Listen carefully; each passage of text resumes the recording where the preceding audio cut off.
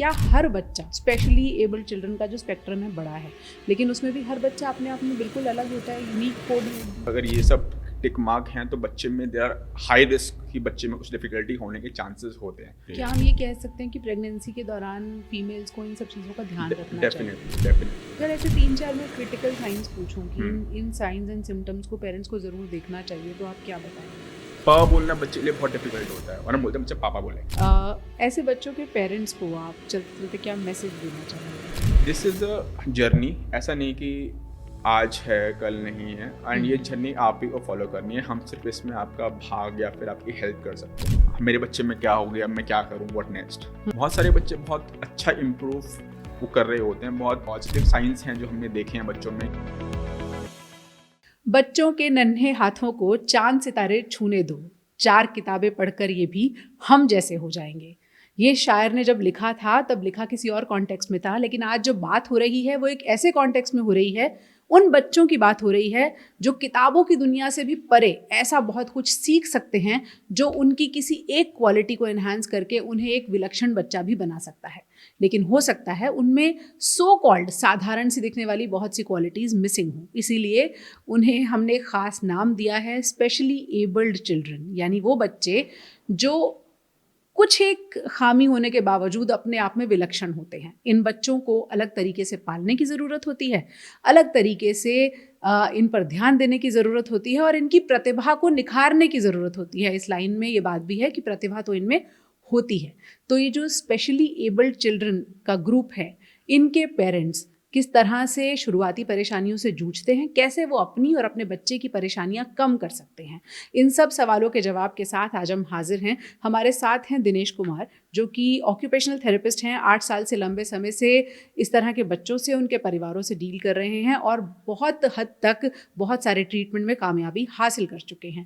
दिनेश जी, बहुत बहुत स्वागत है थैंक यू आपका। So much. Thank you. आप एक ऐसा काम कर रहे हैं जो आई गेस जो मेडिसिन की बुकिश नॉलेज होती है उससे परे होता है, जिसमें आप मेरे ख्याल से हर बच्चे के हिसाब से अलग तरीके से अपना दिमाग लगाते होंगे, उस बच्चे को अलग तरीके से पढ़ाते होंगे।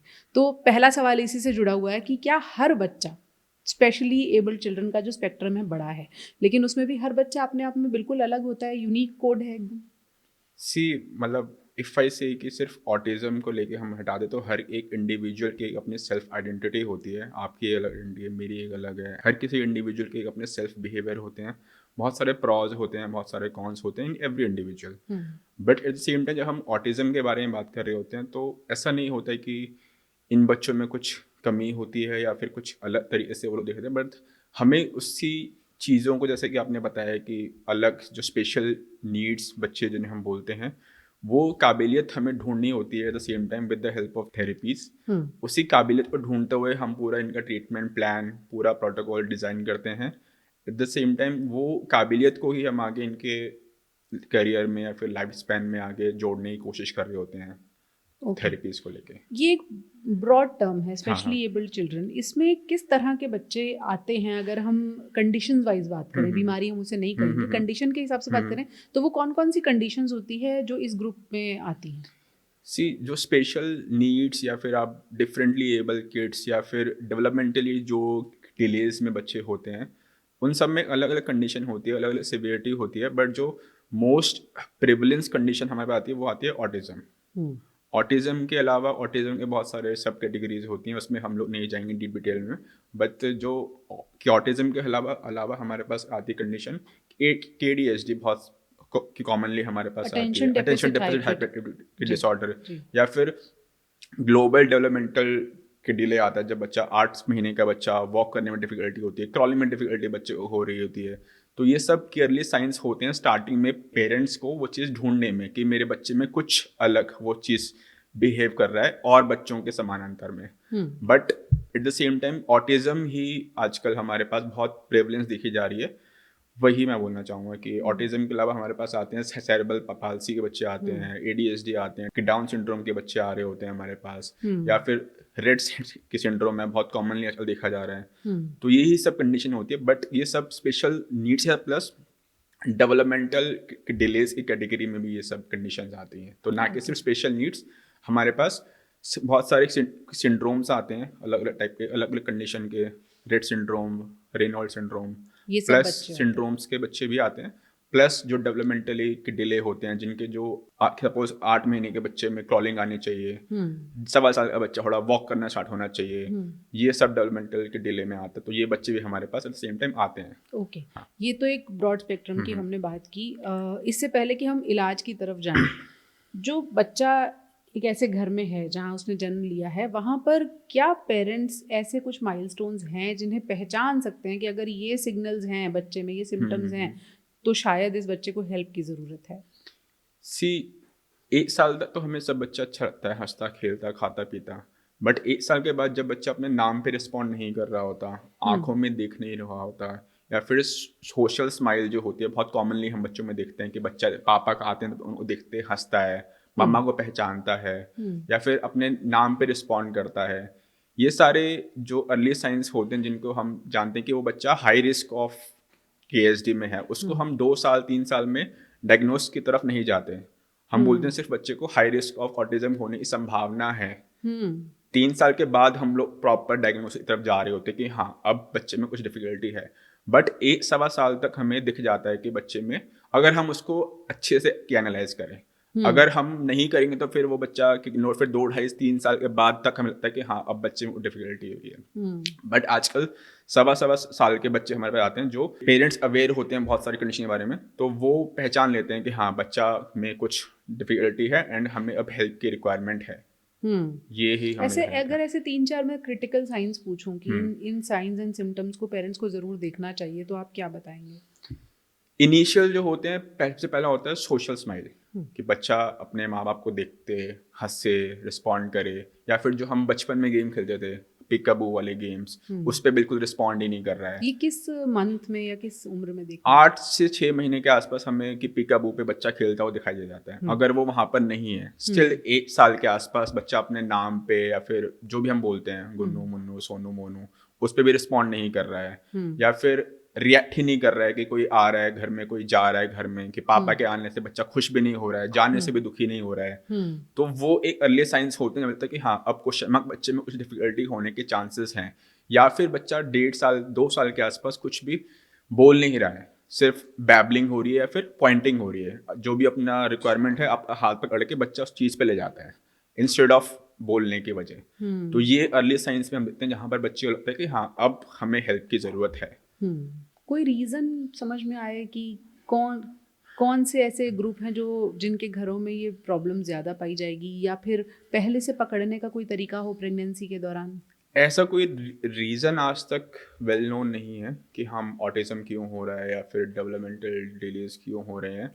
स्टिल जो सिंड्रोम्स होते हैं उनको हम ड्यूरिंग द प्रेगनेंसी डिटेक्ट कर सकते हैं विद द हेल्प ऑफ जो ट्रिपल मार्कर टेस्ट होता है, उसमें हम बहुत सारे सिंड्रोम डिटेक्ट कर लेते हैं, एंड विच इज़ लीगली भी ओके है कि इसको अबॉर्ट करना या फिर टर्मिनेट करना विद सिंड्रोम। पर जो ऑटिज्म होता है उस पर हम लोग अर्ली स्टेज पे नहीं कर पाते, एंड जो उसका रीज़न है वो स्टिल आज तक अननोन है, but still there are some reason जो हम पूछते हैं कि हाँ ये है और इसकी वजह से बहुत फ्रीक्वेंटली बच्चों में देखा जाता है। तो पहले रीज़न होता है कि इन्वायरमेंटल फैक्टर जो हम बोलते हैं कि जो हमारा लाइफस्टाइल चेंज हो रहा है, स्क्रीन टाइम चेंज हो रहा है, लेड टॉक्सिसिटी इस बारे में बहुत ज़्यादा देखी जाती है कि आपके हर एक खाने में टॉक्सिसिटी बढ़ रही है, विद जो प्रिजर्वेटिव वाला खाना होता है उससे हम चीज़ देखते हैं कि हाँ बहुत चीज़ें बढ़ रही होती है। प्लस ड्यूरिंग द प्रेगनेंसी जो एनजाइटी होता है मदर्स में, जो वर्किंग मदर्स होती हैं, स्ट्रेस होता है, स्मोकिंग नॉन स्मोकिंग अल्कोहल, ये सब एरियाज़ में हमने देखा है कि बहुत कॉमनली चीज़ों में रहता है कि इन सब अगर ये सब टिक मार्क हैं तो बच्चे में देर आर हाई रिस्क कि बच्चे में कुछ डिफिकल्टी होने के चांसेस होते हैं, बट स्टिल ये प्रूवन फैक्ट्स नहीं है एज ऑफ नाउ। इन सब पे रिसर्च अभी तक चल रही है, एंड स्टिल हमारा जो प्रोफेशन है वो बहुत ही न्यू प्रोफेशन है, अभी इन सब चीज़ों पे रिसर्च बेसिस पे चली रही है। क्या हम ये कह सकते हैं कि प्रेगनेंसी के दौरान फीमेल्स को इन सब चीज़ों का ध्यान रखना चाहिए? डेफिनेटली कि stress, anxiety, healthy food, healthy habits, जो भी सारी लाइफस्टाइल हैबिट्स है उस पर हम लोगों को इम्प्रूव करना चाहिए। तो स्टिल विच इज़, मैं दोबारा बोल रहा हूँ कि कोई भी प्रूवन फैक्ट नहीं है, बट हाँ अगर हम इन सब चीज़ों का ध्यान रखेंगे तो देर आर लो चांसेस कि हमारा बच्चा हंस पुश पैदा होगा। क्या जेनेटिक रीज़न भी हैं, बट आजकल फैमिलीज को नहीं पता होता है कि उनके इंसेस्टर्स में क्या डिफिकल्टी होती है, क्योंकि वो इतने वेल कनेक्टेड नहीं होते। तो प्रेगनेंसी बहुत सारे की जेनेटिक वो भी होते हैं टेस्ट जहाँ पर हमें डिस्टिंग्विश हो जाता है कि हाँ देयर आर चांसेस, तो उस चीज़ों में हम से हेल्प ले सकते हैं, बट सब चीज़ें साथ में मिलके ही काम कर रही होती हैं। अच्छा, अगर आप मतलब मान लीजिए फैमिली में रन कर रही है इशू, हम्म। कोई और मेंटल डिसऑर्डर है या कोई इशू है, तो क्या शादी के बाद ऐसी जेनेटिक टेस्टिंग से पहले से पता लगाया जा सकता है? बिल्कुल, जेनेटिक जो काउंसलिंग होती है वहाँ पर हम बहुत सारे जो सिंड्रोम्स होते हैं, इश्यूज होते हैं, हम उसे अर्ली डिटेक्ट करके उस पर इम्प्रूव करके चीज़ों में फ़ायदा पहुँचाते हैं। बट जो ऑटिज़म है उसमें नहीं हम देख सकते कि हाँ ऐसा कुछ फैक्ट है, उसको इम्प्रूव हम ड्यूरिंग द प्रेगनेंसी कर सकते हैं, या फिर जानने के बाद कुछ और साइंस तो वो भी नहीं है हमारे पास आप as ये of कह रहे हैं now। कि जेनेटिक टेस्टिंग में भी ऑटिज्म को पकड़ना मुश्किल है? मुश्किल है, मुश्किल है। ओके, हाँ चलिए अब इलाज की तरफ बढ़ते हैं, जी। जो आपका वर्क ऑफ इंटरेस्ट भी है। हम्म। पहले डॉक्टर के पास जाएं, उससे पहले माँ बाप घर में ऐसे बच्चे के साथ क्या गलतियां करते हैं जो उन्हें नहीं करनी चाहिए? सी, जो भी अभी पोस्ट जो कोविड के में हमने बच्चे देखे हैं, अब जो ड्यूरिंग द कोविड वाले बच्चे देखे हैं, इनमें सबसे मेजर देखा गया है बच्चा स्क्रीन टाइम बहुत ज़्यादा ले रहा होता है। एक बच्चा दिन में 10-10 घंटे स्क्रीन टाइम ले रहा होता है, वो उसके लिए हेल्दी नहीं है। एट द सेम टाइम कि जो बच्चे का अप्रोप्रिएट प्ले होता है विद द टॉयज, वो नहीं होता। फॉर एग्जाम्पल अगर मैं देखा जाऊँ, 2 साल का जो बच्चा है वो स्क्रीन में ही लगा हुआ है पूरे दिन, तो जो टॉयज के साथ उसका जो एंगेजमेंट है वो ऑलमोस्ट लिमिटेड हो गया है। उसको नहीं पता है कि ये टॉयज होते हैं, इनसे हम कैसे खेलते हैं, एंड स्क्रीन में ही बच्चा इतना मगन है कि उसको नहीं पता कि कौन जा रहा है कौन आ रहा है। तो ये सारे फैक्टर्स होते हैं और इन सब चीज़ों पे हम लोगों को काम करना चाहिए। तो जब बच्चा पहली बार हमारे पास आता है, या फिर बच्चे पेरेंट्स को पता होता है कि बच्चे में डिफ़िकल्टी होना स्टार्ट हो रहा है, तब उनको ये सब, एक तो स्क्रीन टाइम हमें एलिमिनेट करना चाहिए। 2 साल तक के बच्चे को हमें स्क्रीन टाइम देना ही नहीं चाहिए एनी हाउ। वो एक KWHO की गाइडलाइन है कि 2-2 साल का बच्चा स्क्रीन टाइम हमें नहीं देना है। बिल्कुल। बट पेरेंट्स का होता है हमारा बच्चा स्क्रीन देख के 1 2 3 ABCD सीख गया, एबीस को ये भी आ गया, बट वो वही लैंग्वेज भी सीखता है। वही लैंग्वेज सीखते हुए मैं कह रहा हूँ कि जो हमारा नॉर्मल डेवलपमेंटल पैटर्न होता है वो यही होता है, जो हम आसपास के सुनते हैं वही हम के उसको सीखते हैं बोलना। इंडिया का बच्चा हिंदी सीखता है, बाहर का बच्चा सीखता है इंग्लिश, इसके जो इन्वायरमेंट में वही की भाषा यूज हो रही है। अगर बच्चा पूरे दिन यूट्यूब ही देखेगा तो वो उसी एक्सेंट में भी हमसे बात करता है। हाँ, ये आप आजकल ज्यादा देख रहे होंगे कि 2-2 साल के बच्चे उसी ब्रिटिश के एक्सेंट में हमसे वो कर रहे होते हैं बात, और जो पूरी फैमिली है कि वो सब हिंदी बोल रही होती है। तो वो होते हैं सरप्राइज कि हमारा बच्चा तो अच्छे से इंग्लिश भी बोलता है, but at the same time कि उनको इसके कॉन्स नहीं पता कि उसका क्या और चीज़ें हैं जो खराब हो रही हैं। हाँ, बिल्कुल। तो ये चीज़ें बहुत देखी जाती है। तो इनिशियली जो फर्स्ट होता है पॉइंट ऑफ कॉन्टैक्ट वो होता है कि पीडियाट्रिशियन, और आपके बच्चे में डिफिकल्टी आपको फील कर रहे हैं, तो पहला जो फैमिली पीडियाट्रिशियन होता है उन पे हम दिखाते हैं। तो 2-3 महीने तक पीडियाट्रिशियन ही अपने एंड पे ट्राई कर रहे होते हैं कि हाँ चलो कुछ ना हो, या फिर उसको पॉइंट ऑफ डाउट के देते हैं कि हाँ इम्प्रूव हो जाएगा। बट 1-2 महीने जब हमें लगता है कि हाँ अब बच्चा इम्प्रूव नहीं कर रहा, तो फिर इसको डेवलपमेंटल पीडियाट्रिशियन के पास रेफर कर देते हैं कि हाँ वो प्रॉपरली इसको असेस करे। एट द सेम टाइम जो प्रॉपर गाइडेंस होनी चाहिए वो उनको भेजते हैं। तो जो डेवलपमेंटल पीडियाट्रिशियन होते हैं वो फिर पीडियाट्रिक न्यूरोलॉजिस्ट के पास रेफर करते हैं, फिर वहाँ से पूरा चेन बन रहा होता है। पर बहुत बार पीडियाट्रिशियन हमारे पास डायरेक्टली भी रेफर कर देते हैं। ऑक्यूपेशनल थेरेपिस्ट का रोल भारत में मैंने देखा है बहुत लेट आता है। कब आ जाना चाहिए ऐसे बच्चों के केस में ये रोल? जितना जल्दी हो सके उतना जल्दी। रोल का कोई डेफिनेशन नहीं कि कब जल्दी आना चाहिए कब लेट है। जब पेरेंट्स को लगे कि हाँ अब हमें हेल्प की ज़रूरत है, तब ऑक्यूपेशनल थेरेपी की ही हेल्प होनी चाहिए। बट ऑक्यूपेशनल थेरेपी जो होती है इसमें क्या क्या डोमेन होते हैं जिसमें हमें काम करना चाहिए, वही मैं बात करना चाहूँगा। कि अगर 3 साल का बच्चा अप्रोप्रिएट प्ले नहीं कर रहा है विद द टॉयज़, तो पहला हमारा होता है कि बच्चे का एज एन ऑक्यूपेशन क्या है। फॉर एग्जाम्पल आपका ऑक्यूपेशनल अलग होगा, बच्चे का ऑक्यूपेशन प्ले करना है, प्ले करना, खाना पीना सोना। अगर बच्चे को वहां पर डिफिकल्टी फील हो रही है विच मीन्स उसे ऑक्यूपेशनल थेरेपी की रिक्वायरमेंट है। तो अप्रोप्रिएट प्ले बहुत देखा जाता है।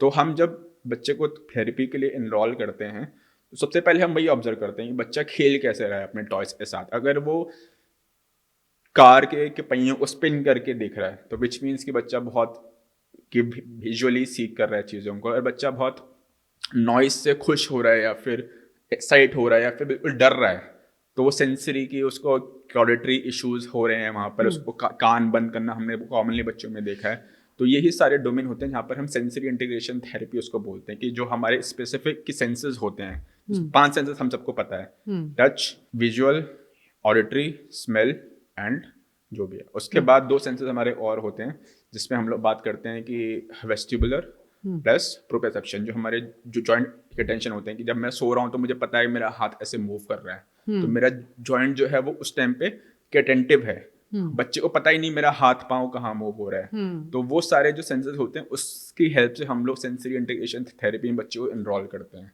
अगर बच्चा 3 साल 4 साल 5 साल का हो गया है एंड उसके ये स्पेसिफिक बिहेवियर सप्रेस हो गए हैं, तब हम उसका कीडियल्स जो होते हैं कि बटनिंग अनबटनिंग, कपड़े पहनना, कि वॉशरूम जाना, टॉयलेट की ट्रेनिंग करना, उन सब चीज़ों पे हम लोग काम करते हैं। तो सारे जो डोमेन होते हैं ऑक्यूपेशनल थेरेपी के, वो इन सब चीज़ों पे ही लाई करते हैं, कि sensory integration therapy with the help of जो हमारे कीडियल स्किल्स होते हैं, कि to make the child independent in coming years, उन सब चीज़ों पे हम वो ऐसे मोटी काम करते ऑक्यूपेशनल हैं। थेरेपी जो है वो किस मकसद से काम करती है? बच्चे को सेल्फ डिपेंडेंट बनाने पे काम करती है, या उसे एकदम नॉर्मल बच्चे के जैसा भी बना सकती है? कोई भी बच्चा जो हमारे पास आता है विद जो होता है डायग्नोसिस के बच्चे को ऑटिज्म है, तो हम उसे कभी नहीं बोलते हम बच्चे को एकदम नॉर्मल कर देंगे, क्योंकि वो प्रैक्टिकली पॉसिबल ही नहीं है। और कोई भी प्रोफेशनल आपको बोल रहा है आपके बच्चे को एकदम ठीक कर दूंगा, कि विच मीन्स वो झूठ बोल रहा है या फिर वो आपको फेक प्रोमिस कर रहा है। क्योंकि जो ऑटिज्म है वो कोई बीमारी नहीं है, वो it is not a disease कि जुकाम है तो दवाई ले लो ठीक हो जाएगी, बुखार है तो ये दवाई ले लो ठीक हो जाएगी। इट इज अ कंडीशन जो हमें थ्रू आउट द लाइफ देखना है, but with the help of therapies वो कंडीशन इंप्रूव हो रही होती है डे बाय डे। ऐसा नहीं कि वो बच्चा 3 साल का है, वो बच्चा कि 10 साल अभी उसी सिचुएशन में रहेगा। तो एज एन ओटी हमारा रोल यही होता है कि हम बच्चे को अपनी लाइफ में इंडिपेंडेंसी की तरफ लेके जाए, इंस्टेड ऑफ हर एक एरिया में उसको हेल्प की जरूरत हो रही हो। तो at the end of the day हमारा यही होता है कि हम बच्चे को कि हर एक स्किल में इंडिपेंडेंसी की तरफ लेके जाए। ऑक्यूपेशनल थेरेपी को अगर हम थोड़ा डाइसेक्ट करें, उसमें आप एज अ केस स्टडी किसी बच्चे को क्या क्या सिखाते हैं? तो सिखाने जो होता है वो एंडलेस चीज़ें होती हैं। बहुत सारे बच्चों को खाना में डिफ़िकल्टी होती है, चूइंग में डिफ़िकल्टी होती है, बहुत सारे बच्चों को ड्रेसिंग में डिफ़िकल्टी होती है, बहुत सारे बच्चों को स्कूल में सीधा बैठना भी एक टास्क होता है पेरेंट्स के लिए। बच्चा क्लास में चुपचाप नहीं बैठता, या फिर बच्चा अपने जो खाने को च्यू करके नहीं खाता, सीधा स्वेलो कर लेता है, या फिर बहुत पिकी ईटर है, सिर्फ ये चीज वही खाएगा या फिर ये चीज़ नहीं खाएगा। तो कॉमनली देखा जाता है बच्चा बहुत स्नैकी होता है, या फिर बहुत क्रंची जो चीज़ें होती हैं उसको वो खाने में अच्छा लगता है, इंस्टेड ऑफ थोड़ा सा जो लिक्विडिटी आइटम होते हैं उसको बच्चा नहीं खाना प्रेफर करता। तो अलग अलग एरियाज होते हैं depending on the need and depending on the expectation of a parent. अगर पेरेंट का यही होप है कि मुझे बच्चे को सिर्फ खाना ही खिलाना है, तो एज अ थेरेपिस्ट मेरा ये उनका बोलना होता है कि कोई भी ऐसी क्वालिटी जो हमारी लाइफ को डिफाइन नहीं कर रही हो, ऐसी क्वालिटी। अगर बच्चा फॉर एग्जांपल 5 ही आइटम खा रहा है और 5 नहीं खा रहा है, तो 5 आइटम खा के वो हमारी प्रियोरिटी में नहीं आएगा कि बच्चे का खाना या फिर बच्चे का स्कूल में बिहेव करना। वो प्रियोरिटी जो लिस्ट हमें वो डिफाइन करनी होती है। बट आपने पूछा कि क्या क्या एरियाज हैं जिसमें हम काम करते हैं, तो इनिशियली होता है बच्चे को प्ले, बच्चा चाहे आइटम से प्ले करना या फिर स्पोर्ट्स में इंडल्ज करना। फिर होता है हमारा केडियल की एक्टिविटी ऑफ डेली लिविंग, जिसमें सब चीज़ें आ जाती है हमारी, ब्रशिंग, बेदिंग, कपड़े पहनना निकालना, की टॉयलेटिंग स्किल्स होती हैं। फिर आता है हमारा hand writing skills. For example बच्चा स्कूल जाता है और बच्चे को लिखने में डिफिकल्टी होती है, विच मीन्स कि उसको हमें फिर असेस करना होता है कि क्या क्या चीज़ों पर डिफिकल्टी होती है। क्या पता है कि बच्चे की फाइन की मोटर ग्रिप इम्प्रूव नहीं हो, या फिर हाथ में ग्रिप नहीं हो, या फिर बच्चा बहुत प्रेशर वो कर रहा है सीख कि हाथ से बहुत टाइट से लिख रहा है पेपर के ऊपर, तो वो एरिया होता है। तो हमारे जो मेजर एरियाज होते हैं प्ले, केडियल, हैंड राइटिंग और जो भी हमारी एरियल स्किल्स होती हैं, इन पे हम लोग काम करना पसंद करते हैं। ओके, स्कूल की बात आई तो एक सवाल मेरे दिमाग में आया, बहुत सारे पेरेंट्स ये नहीं डिसाइड कर पाते कि नॉर्मल स्कूल में भेजना है बच्चे को या स्पेशल किड्स के स्कूल में भेजना है। It will totally depend on the severity of a child.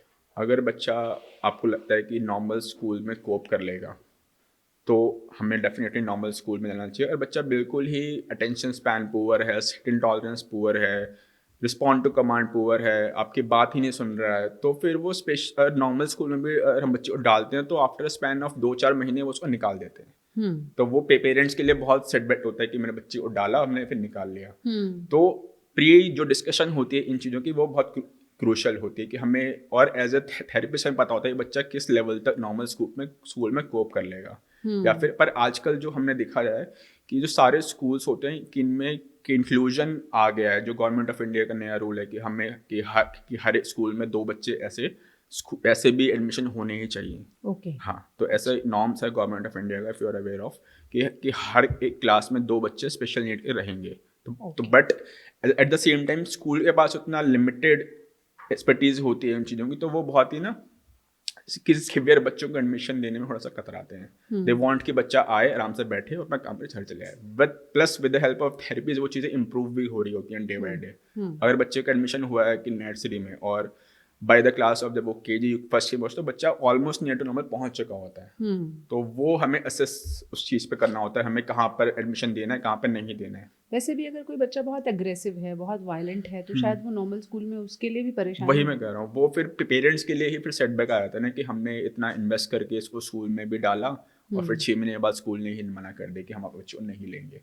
तो इसके लिए प्रॉपर की असेसमेंट होना बहुत ज़रूरी है कि आपको कौन से स्कूल में चाहते हैं एडमिशन देना, प्लस स्कूल के साथ पिक्चर क्लियर होनी चाहिए। अगर आपने बोल दिया कि हमारा बच्चा नॉर्मल स्कूल में एडमिशन केवल दे दिया, फिर बाद में डिफिकल्टी होती है। तो स्टार्टिंग में वी शुड बी अपफ्रंट कि हमारे बच्चे में डिफिकल्टी है और ये डिफिकल्टीज हैं। If you are willing to admission तो प्लीज, अदरवाइज ऑब्वियसली। राइट। हाँ, ओके।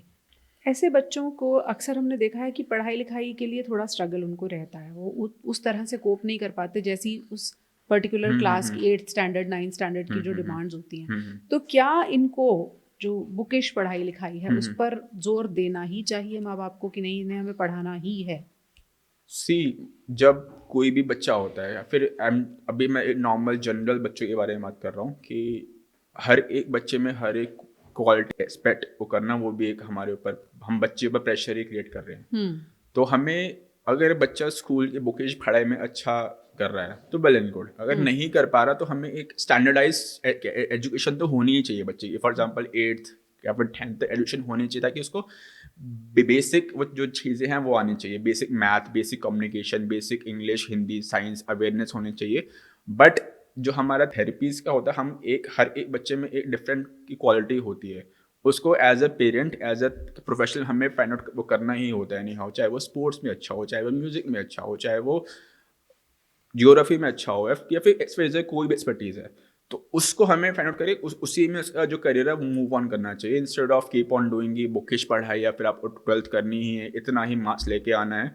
वो फिर कि बच्चे के ऊपर भी प्रेशर आता है, एट द सेम टाइम आपके पेरेंट्स के ऊपर भी उतना ही प्रेशर आ रहा होता है, इतना बच्चे के ऊपर आ रहा होता है। एंड ऑफ द डे वो पूरा सिस्टम ही खराब हो जाता है, वो पूरा बच्चे का लॉस हो रहा होता है कि वो कीप ऑन डूइंग बुकिश पढ़ाई पर उसका इंटरेस्ट कहीं और है। और ये स्पेशल बच्चों में नहीं, वो हर एक ह्यूमन बीइंग में वो होता है वैलिड, इंस्टेड ऑफ हम उसको देखा जाए कि आप जो करना चाहते हैं वही पहले करें, उसको वही ढूंढिए। करें, पर उसको प्रोफेशनल की हेल्प से हमें फाइंड आउट करना चाहिए कि बच्चे का क्या एक्सपर्टीज है।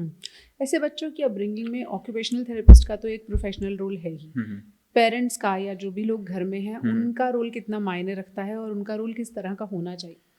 सी, बच्चा हमारे पास एक के दिन में 2 घंटे या फिर मैक्सिमम 3 घंटे के लिए आता है, वो थेरेपीज लेता है, फिर घर चले जाता है। अगर हमने उसको राइट थेरेपीज दी और वो घर जाके नहीं हुई फॉलोअप, या फिर घर जाके उसका एकदम रेसिप्रोकेट ही हो रहा है, सपोज मैंने बच्चे को सिखाया, वो घर पे उसको फॉलोअप ही नहीं कर रहे हैं, तो डजंट मेक एनी सेंस। आप सिर्फ अपने माइंड को संतुष्ट कर रहे हैं कि हाँ मैं बच्चे के लिए मैं थेरेपी करा रही हूँ, बट जब हम काम कर रहे होते हैं एज अ प्रोफेशनल, जब हम चीज़ होते हैं तो हमें बच्चे को एक proper home plan with proper की ब्रीफिंग कि आपको घर पे ये चीज़ें फॉलोअप करनी है, कि अदरवाइज आपको जो इम्प्रूवमेंट है वो बहुत स्लो दिखेगी। ऐसा नहीं बिल्कुल नहीं दिखेगी, पर जो आप स्पीड एक्सपेक्ट कर रहे हैं वो स्पीड से नहीं दिखेगी। फिर पेरेंट्स अपना होप लूज कर जाते हैं कि 6 महीने होंगे बच्चे में ये नहीं आया है, तो वो फिर बोलना बहुत गलत है। तो पूरा जो, और ये सिर्फ जो जर्नी होती है बच्चे की नहीं, पूरी फैमिली की जर्नी होती है कि हम पूरे फैमिली मिल के बच्चे की हेल्प करें। सिर्फ इंडिविजुअल प्रोफेशनल स्पीच थेरेपिस्ट हो गया, चाहे बिहेवियर थेरेपिस्ट हो गया, चाहे ओटी थेरेपिस्ट हो गया, वो इंडिविजुअली बहुत ड्रास्टिकली सिग्निफिकेंट अमाउंट में इम्प्रूवमेंट नहीं ले आ सकता है जब तक फैमिली का सपोर्ट नहीं होगा, या फिर आप उसका जो भी होम प्लान है, जो भी फॉलोअप है, उसको आप घर पे नहीं करेंगे फॉलो। राइट।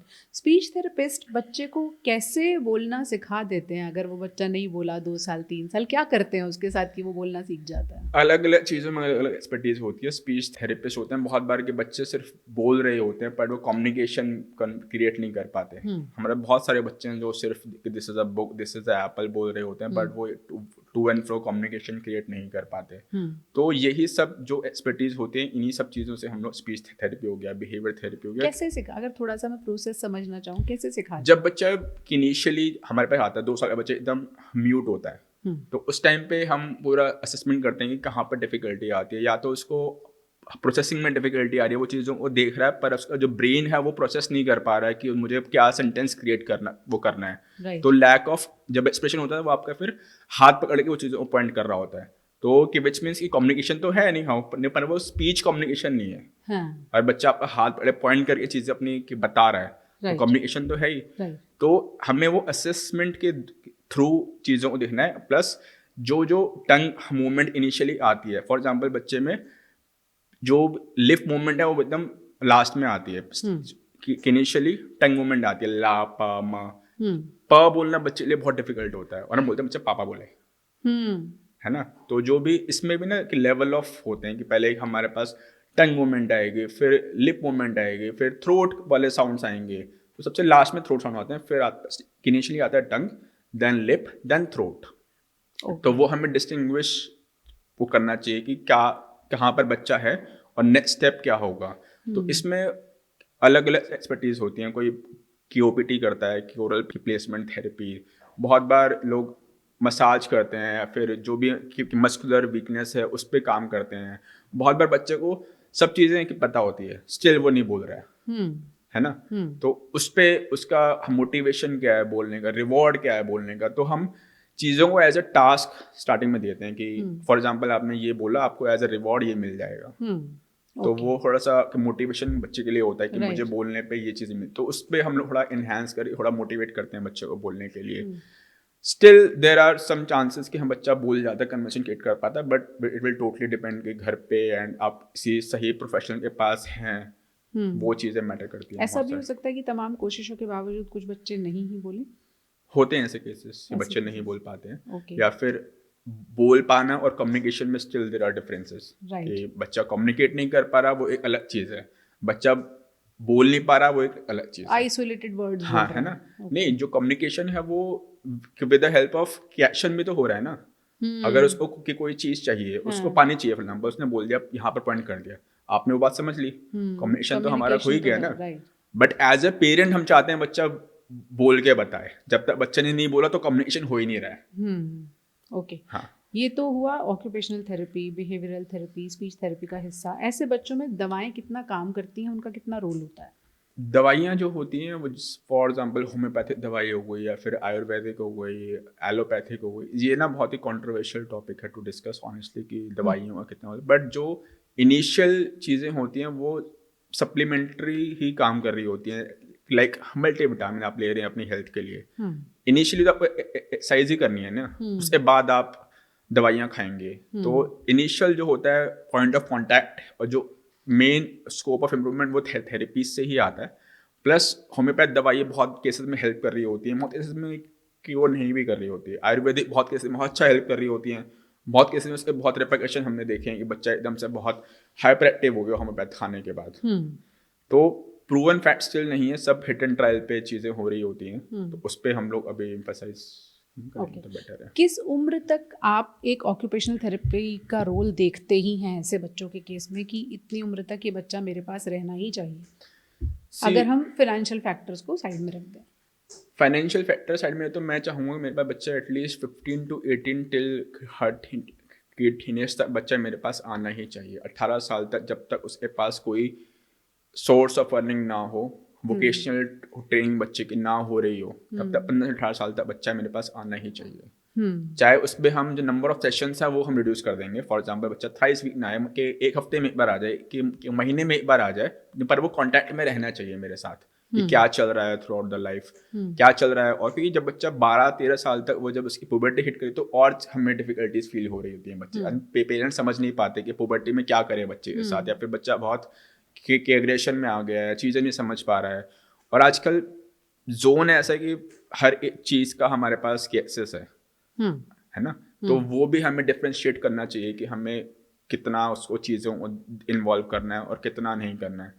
तो 15 से 18 साल तक मैं चाहता हूँ मेरा बच्चा मेरे पास आए, and still there are parents की होती हैं होप्स कि बच्चा ये तो आना ही चाहिए उसको, या फिर इतना बच्चा करना ही चाहिए।